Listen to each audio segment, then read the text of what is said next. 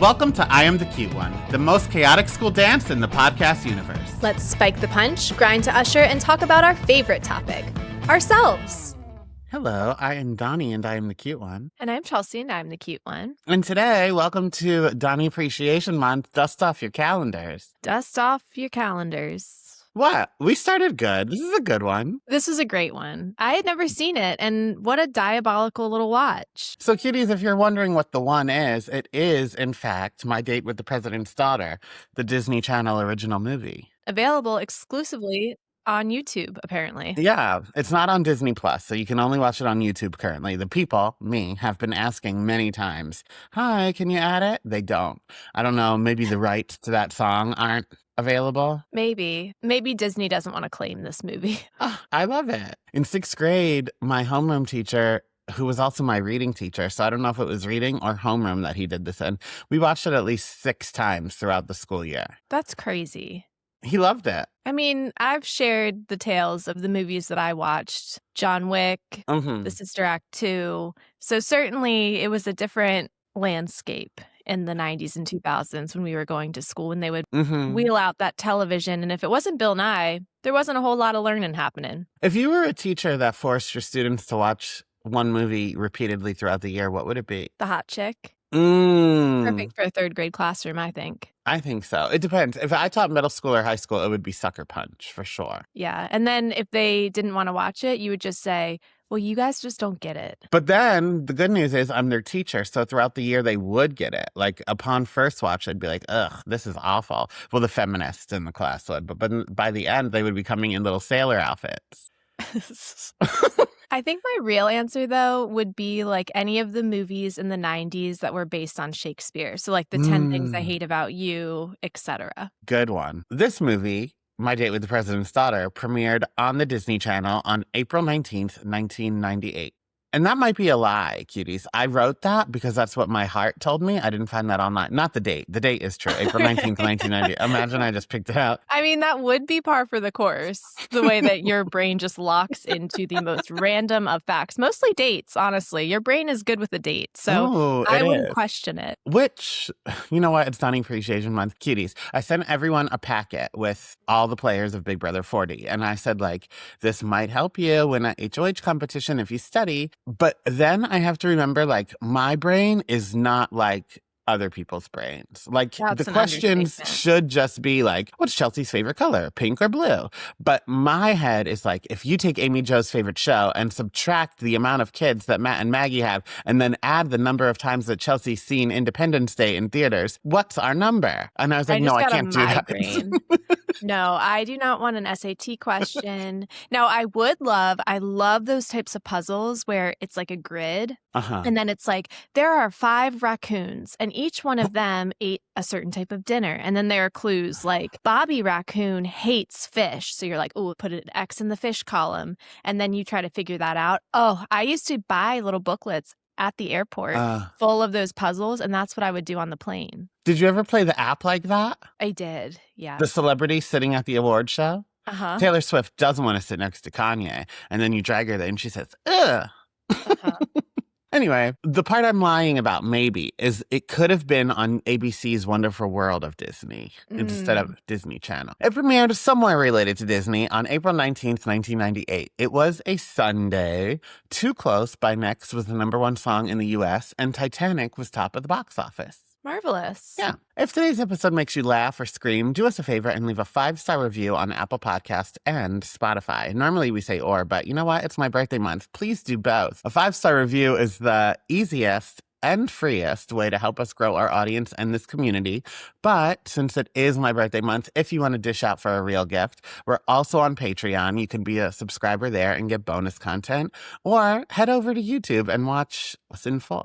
Oh, and I got a DM recently from somebody who wanted us to remind people. So I think that this was like a subtweet to their friends via me. But to remind people that if you have any people in your life that have birthdays coming up, anniversaries, you can gift a Patreon subscription to a friend. So if this sounds familiar, if this sounds like a friend who might have a birthday coming up would like this, they want it. So go ahead and gift it to them. This movie was written by William Robertson, who also wrote the Woody Woodpecker movie and Disney Channel's Under Wraps remake. And it was directed by Alex Zamm, the king of sequels.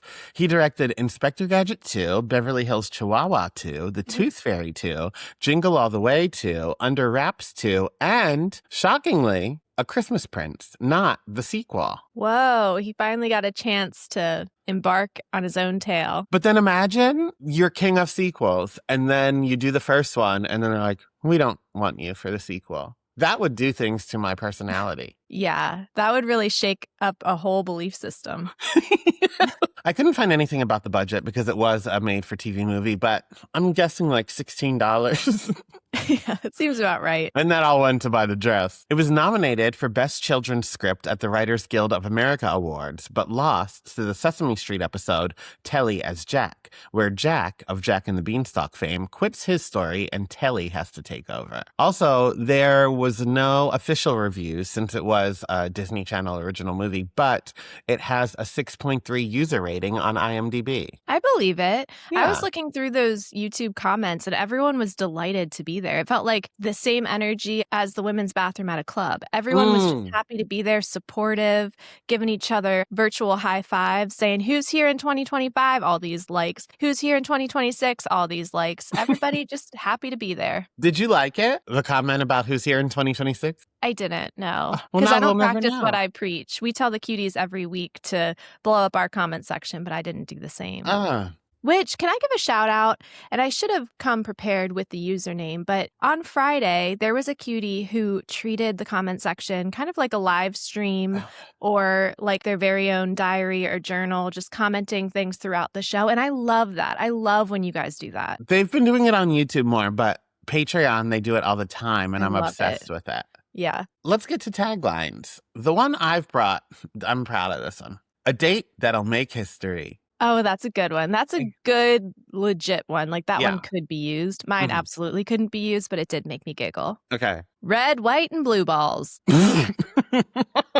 That is something that a reviewer would write. Yes. Yeah. That's if Roger Ebert watched this one, he might say it. The real one is, she's 5 minutes late. Alert the National Guard. Ugh.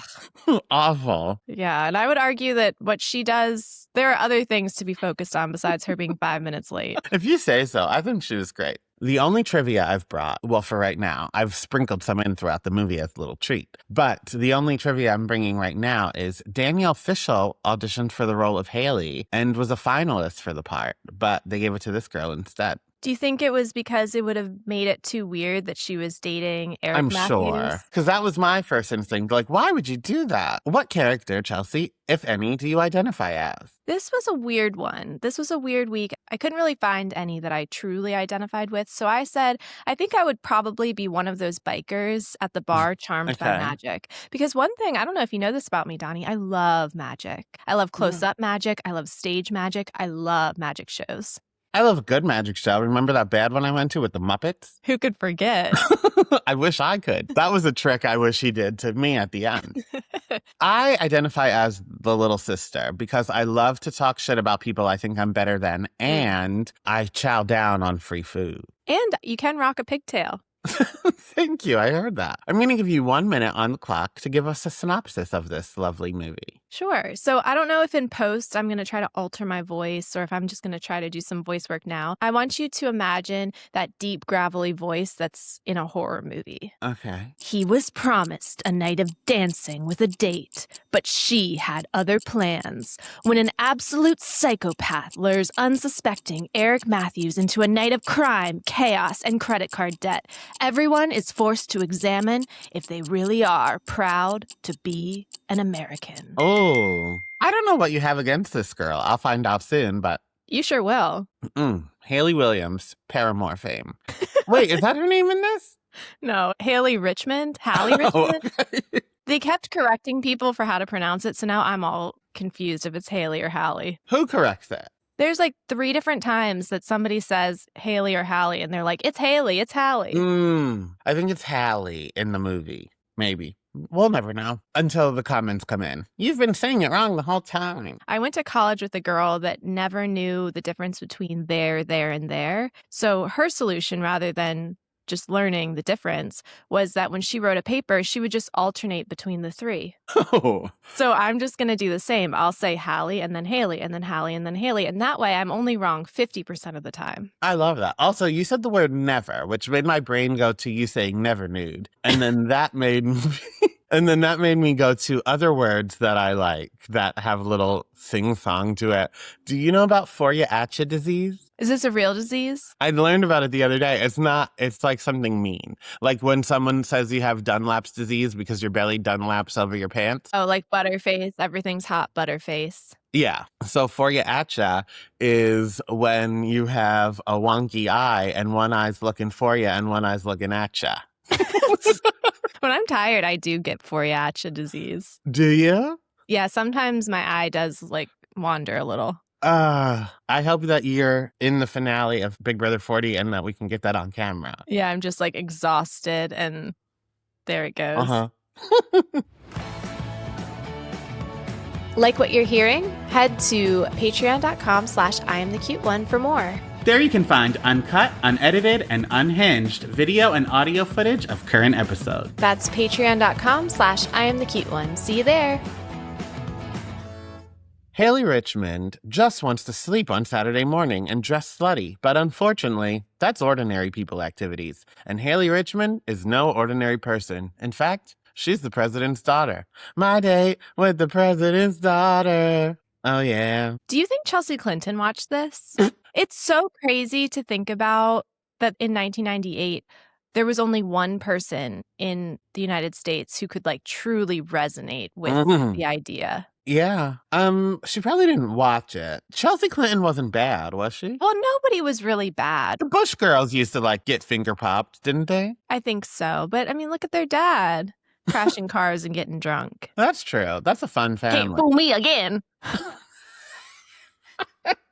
I think that there is an element of like they're held to a standard and they didn't sign up for this life. Yeah. Like, remember when one of the Obama girls got caught on camera with like a vape at a college party and everybody lost their minds? Yeah. I always thought I would be a great first child. Just because you would look good in a little like blazer set? No, and because like the kind of bad I did wasn't bad.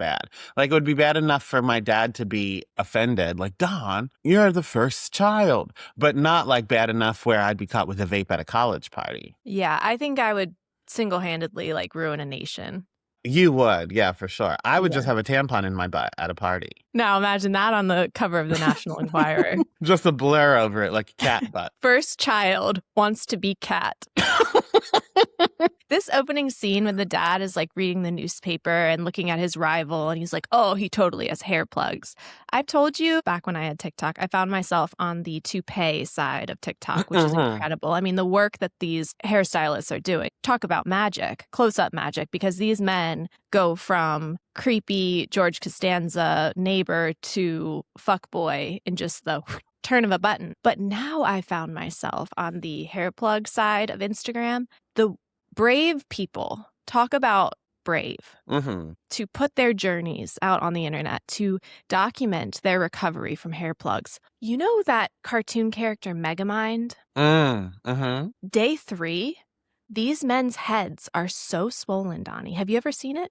Oh, yeah, because Mateo Lane's ex-husband got hair plugs, and that's when I knew we were going to a divorce. Oh, it's a sign. I was like, why does he care about his looks if he's married?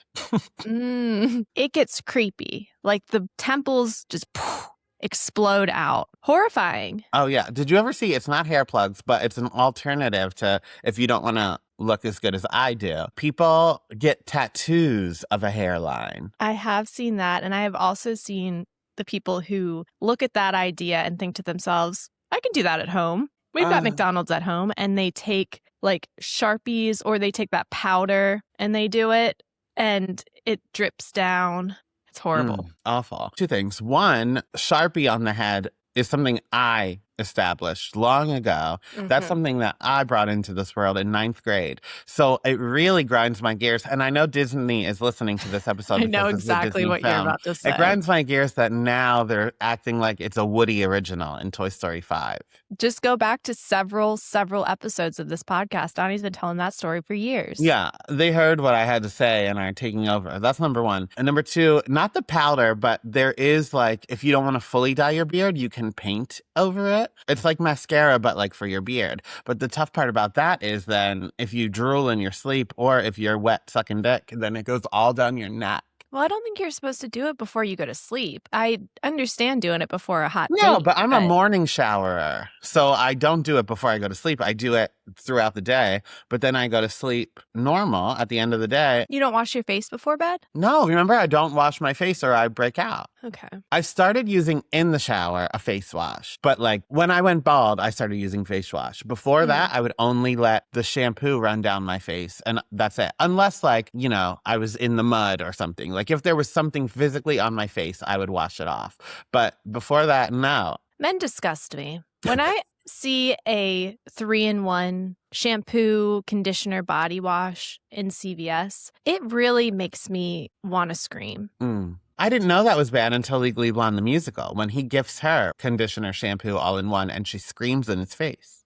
That's what I want to do. I think that for your birthday this year, I'm going to gift you some skincare stuff. I know where to buy skincare, Chelsea. No, but I'm going to do some research and I'm going to present you with some things because ever since the burlap pillow incident of 2025, I'm really concerned.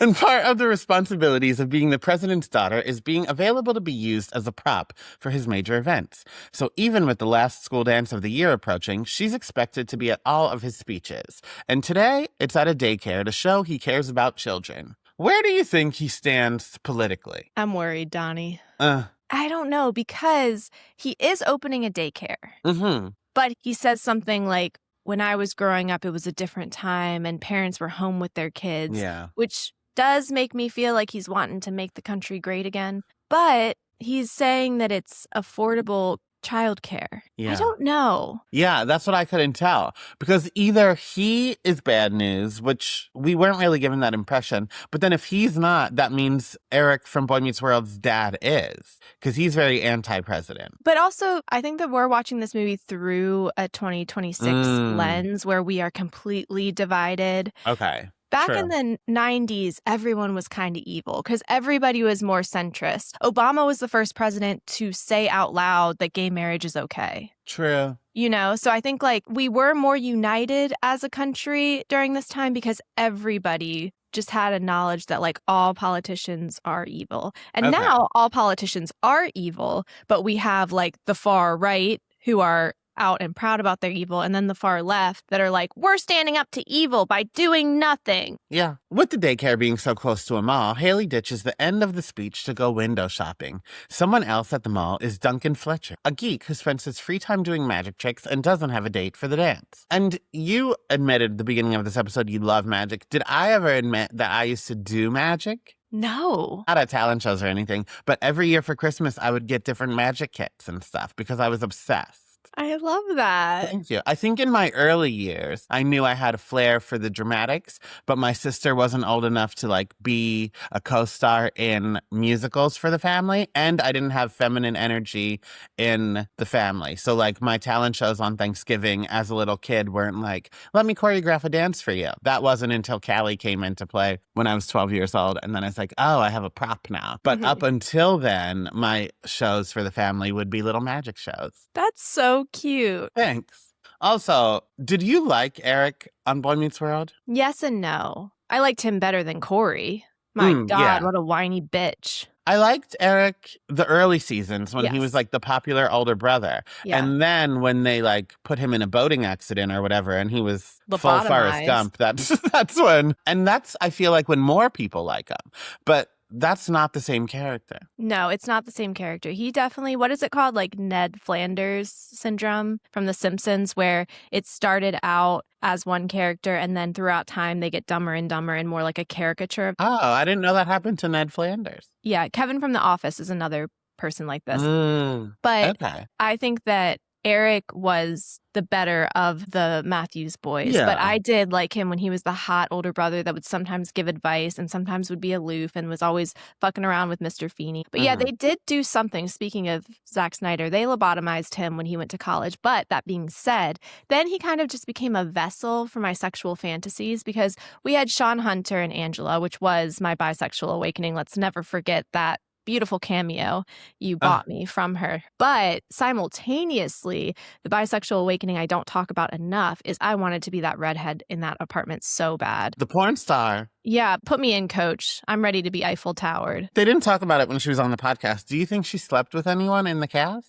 I would have if I were her. I mean, if you had gotten me anywhere near any of the Lawrence brothers during that time period. Andy? You know, sometimes you got to take what you can get, and then you can work your way up the corporate ladder. No, not Andy. Did you end up watching that Hallmark movie, the Christmas movie I recommended with the Lawrence brothers? No, I only had room for one brother movie. It went to the Jonas Brothers, unfortunately. Okay. I really can't recommend it enough because it is like a jump scare whenever that third brother comes out. It's like that SNL sketch, and I'm Judy's, because like the two brothers are fighting for the same girl. And it's clear that Matthew Lawrence is the hot one. Like the older brother, he's got the comedic flair, but like talk about hair plugs. Well, that's His the Megamind problem. never went back. He won't age gracefully. He would have done well with like a head like mine, like just tanning when the sun hits you, not doing whatever he's doing to be the color of my shirt. But like when he was on Melissa and Joey, that was a tough sell. A tough sell. Yeah, that's a man that would have been labeled metrosexual back in the day of skinny jeans and Fall Out Boy. Yeah, but it was the two of them fighting over the same girl. And then truly they would wheel out that third brother every once in a while. And Dr. Bald was like, what is this guy's deal? So when his friends dare him to ask the next girl he sees to the dance, he does. And as luck would have it, the next girl he sees is an old woman, a little girl, and a woman with a mohawk. But they don't count. So when he sees Haley, he asks, and she says yes, and tells him to pick her up at her big white house at 1600 Pennsylvania Avenue. And while the president isn't having it, the first lady reminds him he's not an ordinary person, but Haley is. And she should be able to go on a date if she wants. Meanwhile, Duncan is going on his first date. So his parents want to do what they can to get him laid, including giving him their black card and the keys to their station wagon. But Duncan, too, would like to get laid, and so he takes the BMW instead. Was it a big deal, like what car people drove in high school to you? Not to me, because I didn't drive, so pick me up in whatever. But like, I guess if you want to impress a girl and you have a choice between a BMW or a station wagon. I guess that's true. I think it was just like, do you have a car? Does the car have a back seat we can fuck in? Like, those were the big things. Like my high school boyfriend, his car, you could only get in from the passenger side. So he would have to get in first and then I would climb after him. And his speedometer didn't work. So we just had to like guesstimate how fast we were going on the highway.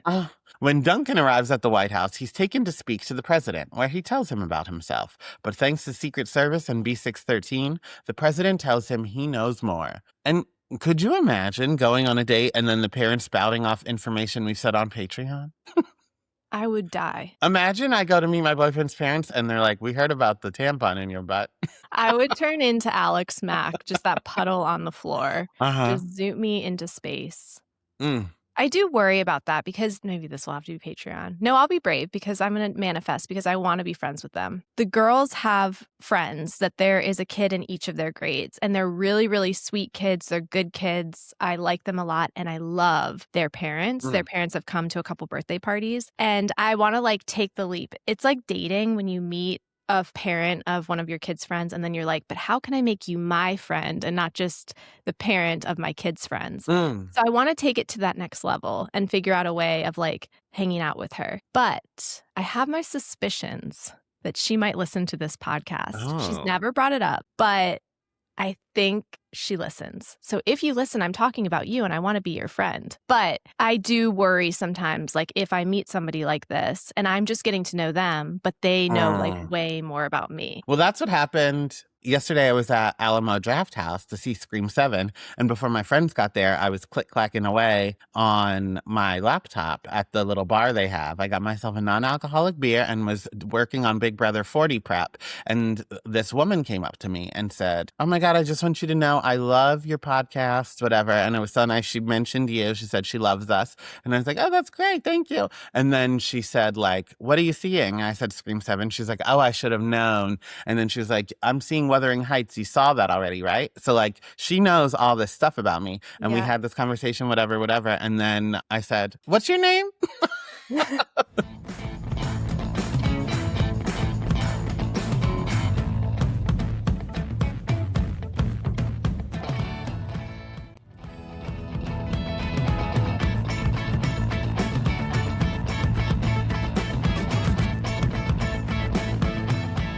The president also gives Duncan Secret Service detail, as well as a list of approved places they can go.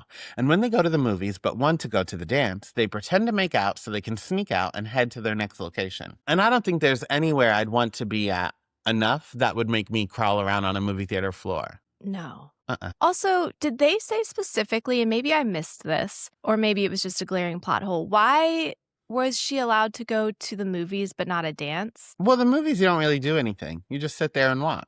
The father just said, here's the things you're allowed to do, here's the things you're not. Okay. Maybe you hate in others the things you see in yourself. And I do think this is very reminiscent of how I was in high school. Because the rules for me were so inconsistent, sometimes I was allowed to do things, sometimes I wasn't. My mom and I just had a conversation about this the other day, that she acknowledges that it was kind of like based on like how stressed or happy my parents were was like the level of what they let me do, which is a very hard thing as a kid, but especially a kid with ADHD. I was like, I don't know the rules. I don't know what I'm allowed to do. So because of that, I just started lying about where I was because I didn't want to have to play the roulette game of like, am I allowed to do this? So I would just lie. Yeah. But I feel like if she told her dad she was going on this date with enough time for him to do a background check, couldn't she have said, hey, can you do a background check on this school? Or can we put some Secret Service men around the dance floor? Like, just set it up as this guy's taking me on a date to his dance. Why did it have to be this guy's taking me on a date?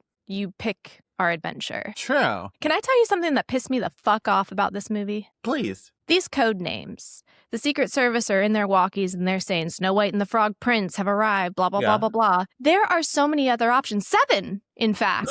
Dopey is right there. Why are we conflating fairy tale stories with nicknames? Snow White and Dopey have arrived. Perfect. Especially because this is a Disney movie. Right. So you have the rights. You're already using the princess. Well, the princess name you can use anyway because it's a story. But the names of the dwarves are not. But it is a Disney movie. Yeah. And then it would be funny, each scene, Snow White and Sleepy, Snow White and Grumpy. We could have changed it. Hilarious. What do you think our code names would be? Well, who's the president? That depends. Because they'd be like, faggots on his way. Yeah.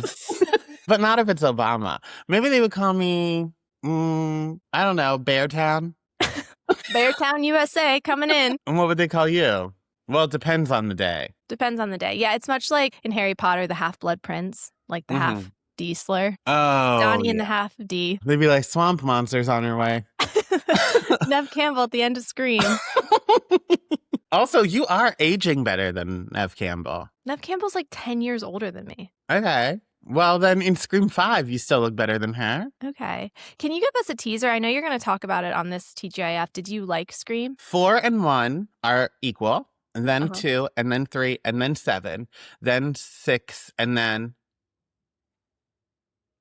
5. Haley is on the way to the dance, but she doesn't want to look nice. She wants to look hot. And so she has Duncan stop at a clothing store along the way, where he buys a ring that blinks. And when I say blink, I don't mean the light. I mean an eyeball that opens and shuts. And she buys a pink velvet mini dress that almost shows her puss. And now that she's trendy, his suit doesn't really fit the vibe.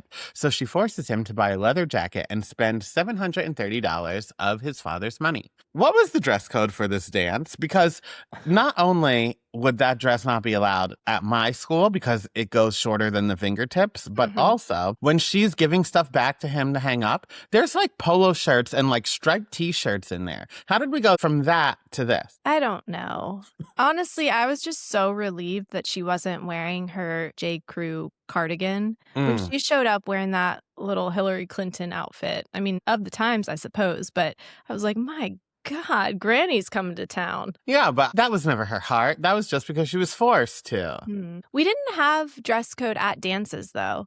Like, she wouldn't have been able to wear this to school because of the fingertip rule, which then I loved whenever the girls would just, it's like all of a sudden we're all like Uncle Fester with our shoulders all the way up to our ears to try to make it work. It is Uncle Fester adjacent, but also because you're wearing a gray hoodie, it looked like Trunchbull also. Put you in the chokey. One year, let's be Hera and Matilda for Halloween. Oh, I love that. Okay. Also, in recent years, the movie found a cult following, particularly due to the dress she wears in the scene, which went viral on social media, and various clothing designers created replicas. But the actual dress was originally meant to be a swimsuit cover.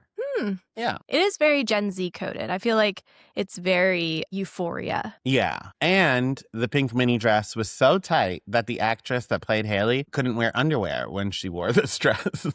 I believe it. Yeah, because you even could see in some scenes her nipple pasties. Well, at least they gave her pasties and not a Charmed episode. Rachel Green from Friends. Oh, God. They had the air condition down in that Friends apartment. You know, my greatest dream is for us to come out with a 12-month calendar where you and I have photo shoots for each month being like Romeo and Michelle, Ghostface and Drew Barrymore. This would be a great one, too. You in that little pink mini dress and me in the oversized leather jacket, and I'll just part my hair in the middle like Eric Matthews. Oh, that's good. I also want to get the 13 going on 30 dress and do the Thriller dance.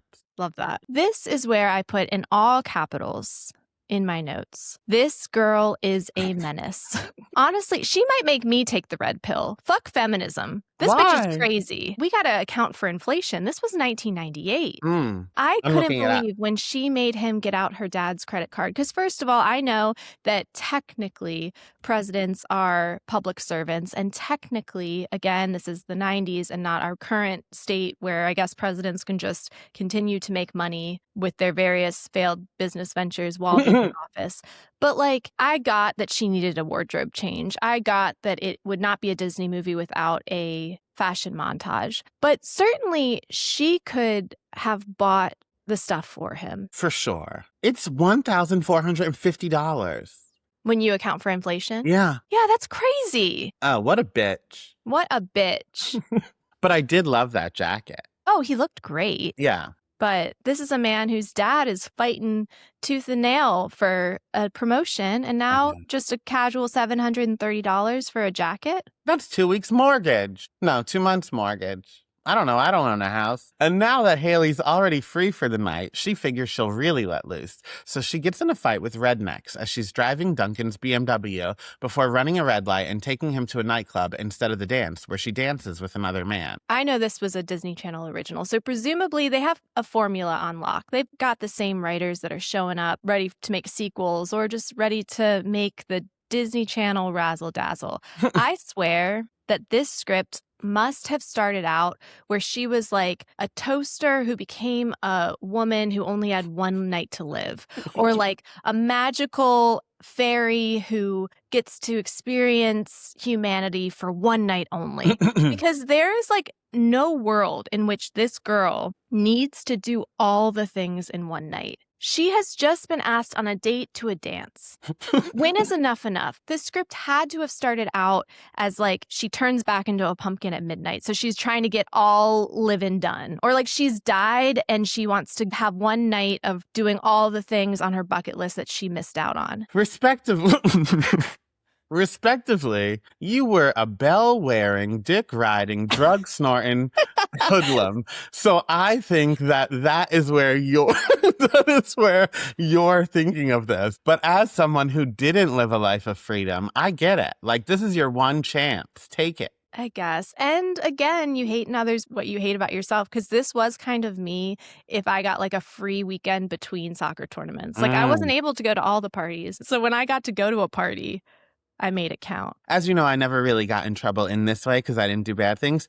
But I am of the spirit of like, you're already in trouble, so let's keep it going. Like when you come home, you already skipped out of the movies to go to the dance. You're going to get grounded for that. So now, how long are you going to ground me? The whole presidency? Let's just do whatever else we want. That's what my mentality was too as a teenager. So I'm trying to like undo that with my girls. And so when they're doing a stupid lie that I obviously know is a lie, I'm trying to say like at any point, if you come clean and you do the right thing by telling me that this is a lie or by telling me that you made a bad choice or by like pushing pause and we don't have to take this train all the way to the end, you will be in less trouble. But like the more you double down or like the more you add on to what you're doing, the more you'll get in trouble. Because I was definitely the same way as like, if I knew I was already in trouble, I'm like, well, fuck it. Let's do the rest then. I think I would have a star chart. Like, you know, when you do good things in elementary school, you get stars. I would do the opposite. And like, if your curfew is midnight, every half hour after, I'm going to put a star up. And then like, maybe you're grounded a week if you're home at 12:05. But now you came home at 3:07, you're grounded 6 months.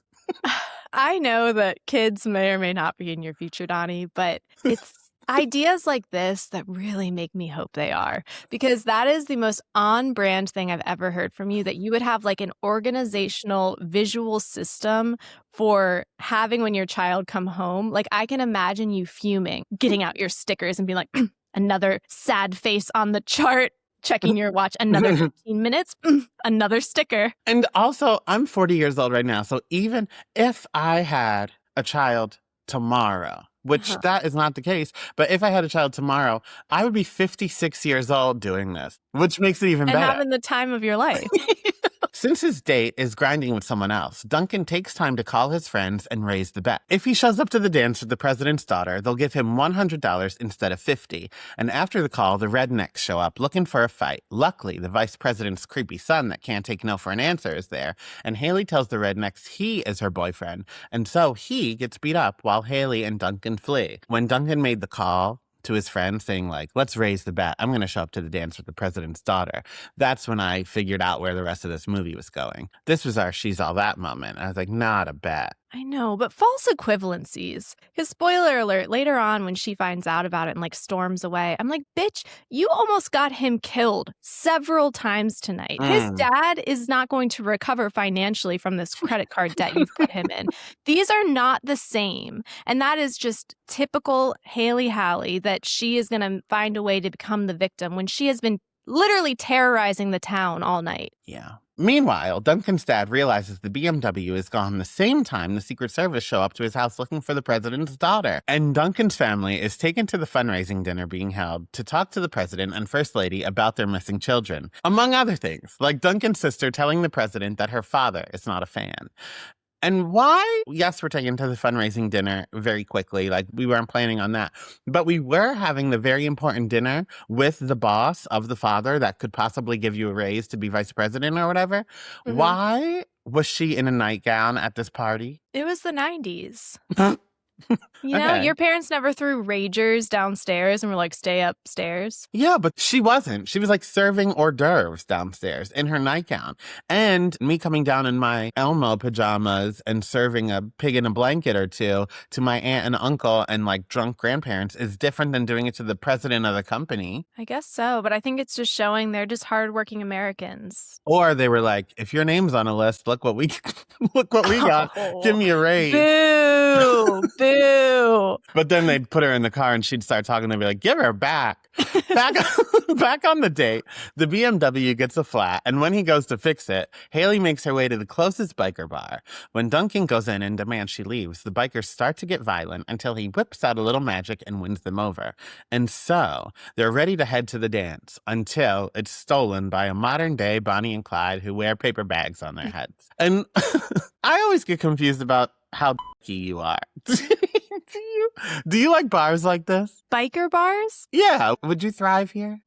It depends. Like, I love a dive bar. Yeah. My friend who loves dive bars taught this to me, and ever since he said this, I also feel the same. Like, if I'm going to be raging, if I'm going to be day drinking, I want to be in a dungeon. I don't want to know what time it is. I want to be like I entered a portal and I'm underground in a bunker, and it is socially acceptable. If I'm taking a tequila shot, who knows what time it is? Is it 1 p.m.? Is it 11 p.m.? No one knows. So I do like a dingy bar, but I don't like a bar that's centered around a pool table. If they have like hot shot basketball or they have skee ball or they have those like other fun type of bar games, great. But I don't want to be sitting around waiting for the people I'm with to like get a chance to be on a pool table. Back at the White House, the vice president's son returns to tell the president that Duncan's goons beat him up as he was trying to save Haley. Knowing this story isn't adding up, the president and Duncan's father sneak out of the White House to look for their kids on their own, since the Secret Service has been no help thus far.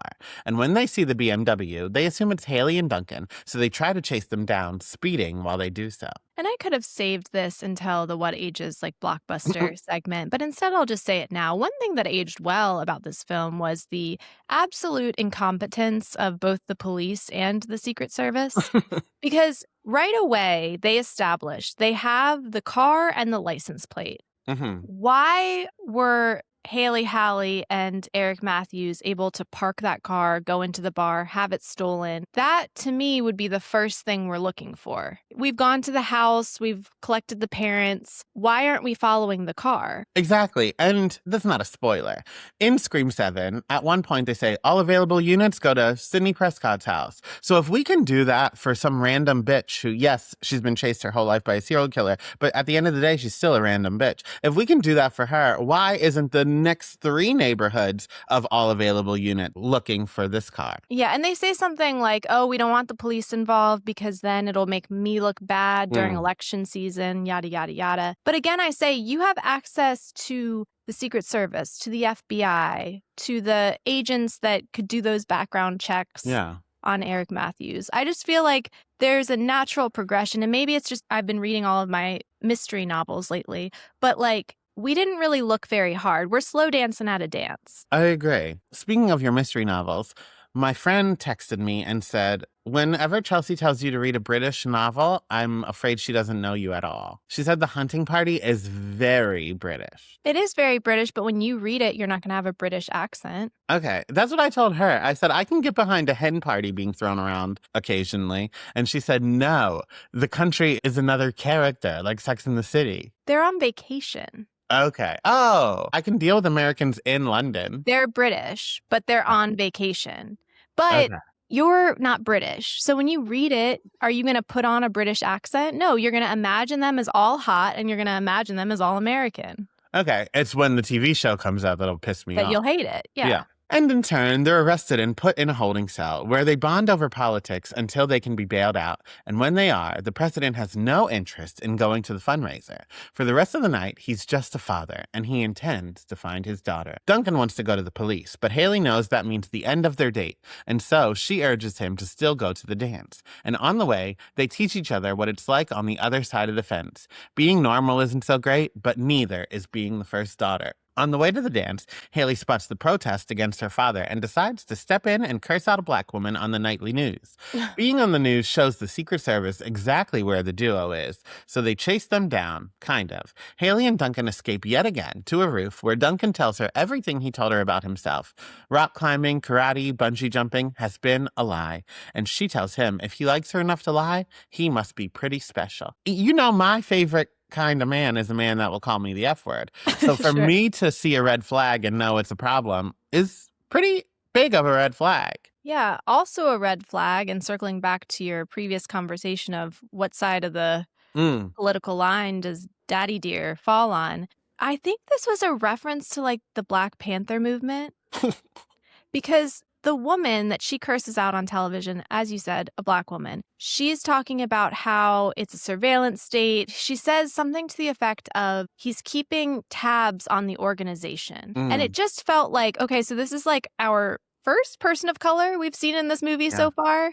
And it's at a protest where she's talking about how the president is keeping tabs on them. You know, it didn't hit quite right in this 2026 era. No, it was like Blanny all over again when they had that phone stuff. Blanny. Let's move on. Well, before we move on, I saw an Instagram post that Pisces are the most delusional signs, and I would agree, but it was in a negative way. Like, I'm delusional about, like, where my life will lead, and I look at that positively. But this post said that red flags excite us in partners and that we love a partner that's a red flag. And if you look at the past, yes, I think I've romanticized some red flags. But now that I'm in a healthy relationship where my nervous system is at ease, I want to think I'm better than this. But also, I think maybe, yes, there's very Pisces things about me. But then I also saw a lot of, now that it is Pisces season, all these Pisces are posting about like, here's the biggest things about Pisces. And all these Pisces are talking about how they don't like to have birthday parties. I don't think that that's an exclusively Pisces trait. I think that signs have traits and then how they manifest depends. Because there are other parts of you and how you grew up and what you were allowed to do and how you're allowed to exist. Like Dr. Ball doesn't like birthday parties, but he wants my undivided attention. You know what I mean? Like things show up in certain ways. Now, you saying that Pisces love red flags in partners, I know that was supposed to be like a burn on Pisces, but actually, as the person who has a Pisces work husband and a Pisces regular husband, I don't love that. And I also can't necessarily disagree because I do find myself as a Gemini a walking red flag. Yeah. So I think something about the red flags excite you, draw you in, etc. I would agree with that. Maybe this post, I'll go back and like it. You're onto something. With the dance almost over, Haley wants to spend the rest of the night on the roof with Duncan, but he tells her he needs to go to the dance because he made a bet. And this is a red flag she can't ignore. So she leaves him, finding the man she danced with at the club who offers her a real good time at a party he and his roommates are having. And while she knows it's a bad idea, she doesn't want to be anywhere near Duncan, so she joins him. And this is very Gossip Girl because why was he at the club if he is throwing a party? Like it was very like when Blair had that sleepover, but then took them to 7 other places. He left the club to go back to this party that he's throwing. But I guess it's because he's an older guy, so he's like a college guy, because that's college coded of like, there is something going on tonight. Are you going to go out or are you going to stay at the house at the party? Because we used to do that where like sometimes the pregame just turned into a party and then it was like, okay, Cabs are here. Are you going or are you staying? Oh, I see. Duncan steals a pizza man's moped and heads to the party, where motorcycle guy keeps trying to Beethoven second Haley until she tells him she's leaving. And when he won't let her, Duncan arrives. And even though he's not a sports guy, attempts to fight him. And when motorcycle guy is knocked out, Haley pushes his motorcycle down the hill. Why not just steal it? Right. You get on the back of a moped instead when you have access to this real motorcycle. Maybe this was her aha moment. Maybe this is her realizing, oh, now that I'm not a toaster anymore and I'm a human, there are consequences to my actions, and so I shouldn't steal. Maybe, but they still stole the moped. Duncan and Haley head to the Lincoln Memorial and watch the sunrise, where he apologizes about the date and she apologizes for just saying yes to hang out with anybody before he gives her the blinking eye ring and asking her about a second date. After all, in 4 years, she won't be the president's daughter. And so, in front of a very bad green screen of DC landmarks, the two share a goodbye kiss. But it won't take 4 years, because when she gets home, Haley tells her father about her date, and on Monday morning, the president stops by Duncan's school to thank him for taking care of his daughter and gives him his blessing that he and Haley are free to enjoy a night by themselves whenever they'd like. They just have to deal with 4 escort cars and a helicopter. God bless America. Home of the brave. What a lovely little romp. Yeah, isn't it fun? Final thoughts. If we were to bring this movie to present day, what would the cast of the reboot be, or what would the plot to the sequel be? And I'll go first. I think they already did a sequel about Barron Trump. I think it was called The Omen.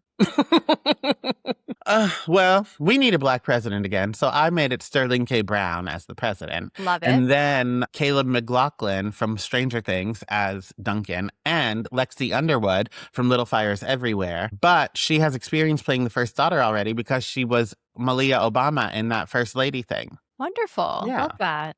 Final thoughts. What about this movie aged well and what aged like Blockbuster? I think it was just fine both ways. Like, I don't think anything particularly held up great, but nothing particularly was called out to me that was bad either. Yeah, I do think that there were things in this movie that reminded me what it was like to have presidents that weren't rage tweeting from their toilet every night. It just felt like a different era. So some of that was just a remembrance of what was. Mm-hmm.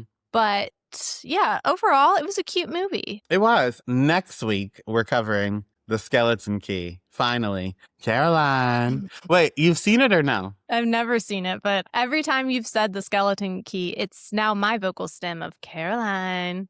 Ah! Mm-hmm. Wait, do you know anything about it? Yeah, I know the whole ending because you've told me repeatedly. But that's just what's called being your friend. I'm so sorry. That's okay. I really took it away from you. I learned that twist 4 years ago, and the poor cuties that were going to watch the movie, now they know it too. And this is the fucking thing you remember. She can't remember to take her medicine, but she remembers the twist of the Skeleton Key I told her 4 years ago. Caroline. All right. Go watch The Skeleton Key in preparation, and we will talk to you later. Love you like a sister. Bye. Bye. Thank you for listening to I Am the Cute One. If you want more, head to patreon.com/IamTheCuteOne for uncut, unedited, and unhinged video and audio footage of current episodes, as well as even more bonus content. And if you like what you heard, please be sure to leave a 5-star rating and subscribe to our show. And to help us grow this community of chaotic cuties, share an episode with a friend you think would pass the vibe check. And to see the madness, check out our YouTube channel, where video footage from all current episodes are posted weekly. You can follow me at Real Donnywood on Instagram and all other social media platforms. And if you want more of my personal brand of chaos, check me out at Oh No Chels. Talk to you later. Love you like a sister.